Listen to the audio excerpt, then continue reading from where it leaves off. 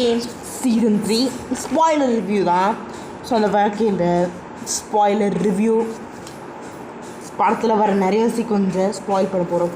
So first இந்த character arc, ஜீகனுக்கு கொடுக்கப்பட்ட character arc writing வைஸாக செம்ம ஸ்ட்ராங்காக இருந்தது. லைக் சீசன் 2 அண்ட் சீசன் 3 இது ரெண்டுத்தில் விட வேறு அளவான ஏற்பட்ட கேரக்டர் ஆர்க்ஸ் ஸ்டோரி லைன்லாம் இந்த பக்கம் ஜீகனுக்கு கொடுக்கப்பட்டிருந்தது. ஃபைனலாக அவர் பண்ணுற அந்த ஒரு மிகப்பெரிய விஷயம் அது எனக்கு தெரிஞ்சு ரொம்பவே பவர்ஃபுல்லாக இருந்ததுன்னு சொல்ல முடியாது. பட் அது நம்ம ஃப்ரெண்டானுக்குள்ளே ஒரு கேரக்டர் சேஞ்சஸை மோஸ்ட்லி கொடுத்துருந்தது. So character depth and character writing எனக்கு தெரிஞ்சு செம்ம ஸ்ட்ராங்காக இருந்தது.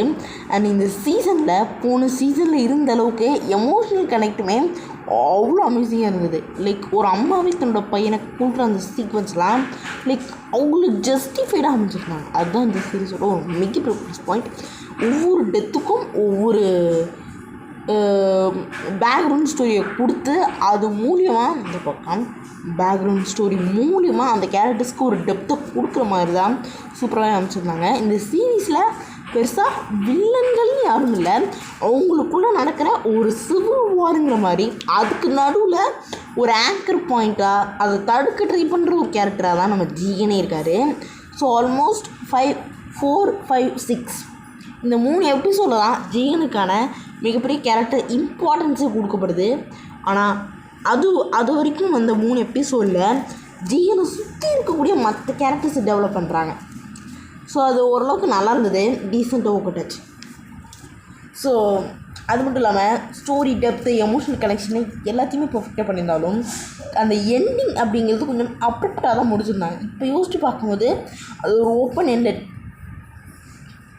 ஸோ கமா போட்டு கண்டினியூ பண்ணுற மாதிரி தான் இந்த பக்கம் அந்த மொத்த ஸ்டோரியுமே இருந்தது. முற்றுப்புள்ளி வைக்கிற மாதிரி அந்த ஸ்டோரி அமைக்கவே படலை. அமெரிக்கன் ஸ்டைலில் இந்த ஸ்குவிட் கேமை பார்க்குறதுக்கே எத்தனை பேர் வெயிட் பண்ணுறீங்கன்னு கமெண்ட் பண்ணுங்க. அண்ட் அதை தொடர்ந்து இந்த சீரீஸோட ஆக்ஷன் சீக்வன்ஸ் உண்மையாக டாப் நாச்சாக அமைச்சிருக்காங்க. அதை தொடர்ந்து இந்த பக்கம் ஒவ்வொரு கேரக்டருக்கும் கொடுக்கப்பட்ட அந்த கேரக்டர் ரைட்டிங், முக்கியமாக அந்த திருநங்கை கேரக்டர் போன சீசன் ஒன்று வந்திருக்கும், அந்த சீசனை வேறு லெவலில் புஷ் பண்ணியிருந்தாங்க. அண்டு அந்த கேரக்டர் ஃபைனலாக ஒரு வில்லன் மாதிரியான யூடியூபர் கேரக்டர் ஒன்று வரும், சீசன் 2 வந்தது தான். ஸோ அந்த கேரக்டர் போன சீசனில் பார்க்கும்போது நார்மலாக இருந்தாலும் சீசன் 3 என்னன்னா இப்படி பண்ணுற அப்படிங்கிற ஒரு ஃபீல் தான் நமக்கு வந்துருந்தது.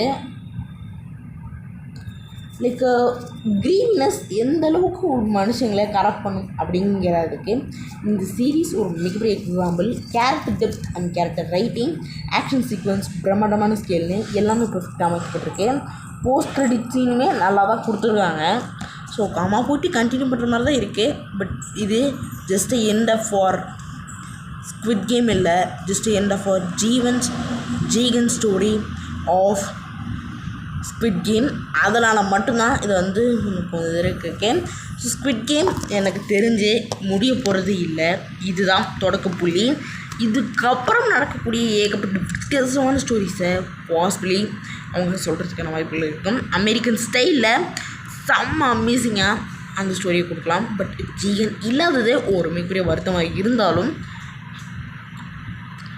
அந்த ரைட்டிங்க்கு இந்த சீசனுக்கு தேவைப்படுற ஒரு கேரக்டராக இருக்காதான் இந்த பக்கம் அதை கொடுத்துருந்தாங்க.